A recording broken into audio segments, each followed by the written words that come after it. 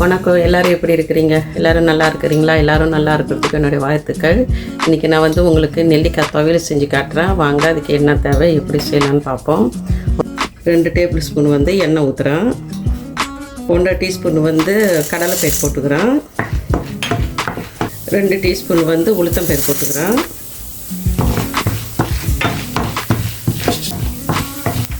2 காஞ்ச மிளகா, பச்சை மிளகா கீரி போடணும். 3 பச்சை மிளகா போடுறேன். உங்கள் இஷ்டம், உங்களுக்கு தகுந்த மாதிரி காரம் போட்டுங்க. நான் இந்த ஊருக்கான காரமாக செஞ்சால் தான் நல்லாயிருக்கும். கருவேப்பிலை போட்டுக்கிறேன். கொஞ்சம் ஜீரகம், 1/4 டீஸ்பூன் ஜீரகம், அவ்வளோதான். இதை மிக்ஸி ஜாரில் போட்டுக்கிறேன். நெல்லிக்காய் நான் வெட்டி இதில் போட்டுக்கிறேன். 12 நெல்லிக்காய் நல்லா வதங்க. உடனே சாப்பிடணுன்னாக்கா நீங்கள் தேங்காய் போட்டுங்க. சோத்தில் கூட பிசைஞ்சு சாப்பிட்லாம்.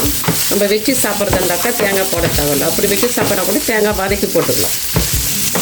நம்ம துவையலுக்கு புளி வைப்போம். இதுக்கு புளி தேவை கிடையாது. ஏன்னா நெல்லிக்காய் தெரியும் புளிப்பு தன்மை இருக்கிறதுனால இதுக்கு புளி தேவை கிடையாது.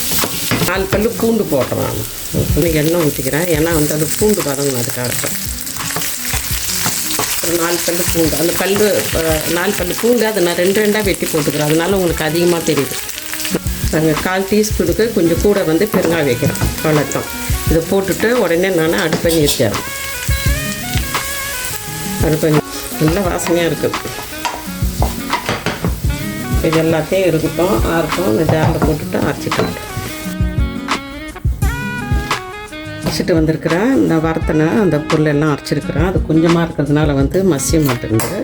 இந்த நெல்லிக்காவையும் அது கூட போட்டு அரைச்சிட்டோம்.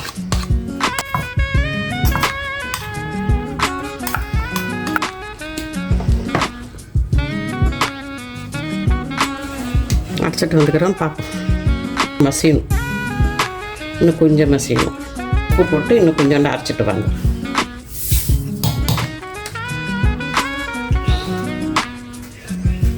அரைச்சிட்டு வந்துட்டா பார்ப்போம்.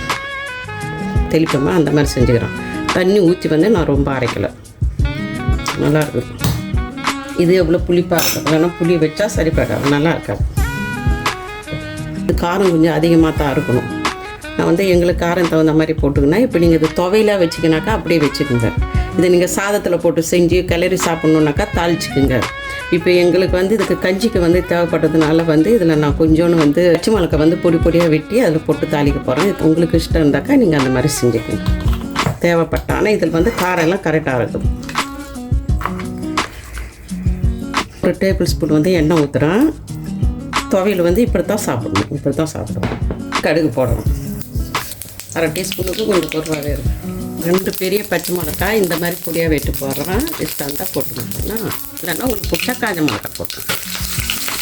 இது நல்லா அந்த மிளகா நல்லா பொரியணும். எண்ணெய் நல்லா பச்சை மிளகாய் வதங்கிடுச்சு. இந்த ஊறுகாய் ஊற்றுறோம். உங்களுக்கு வேணும்னாக்கா நீங்கள் காஞ்ச மிளகா கருவேப்பிலை போட்டு தாளிச்சிக்கோங்க. எனக்கு அது தேவையில்லைன்றதுனால இதை பாருங்க, நான் இப்படி தாளிச்சிக்கிறேன். நெல்லிக்காய் துவையல் ரெடி ஆகிடுச்சு. இதே மாதிரி நீங்களும் செஞ்சு சாப்பிடுங்க. எல்லாருமே சந்தோஷமாக இருங்க. அடுத்த வீடியோவில் பார்ப்போம். பாய்.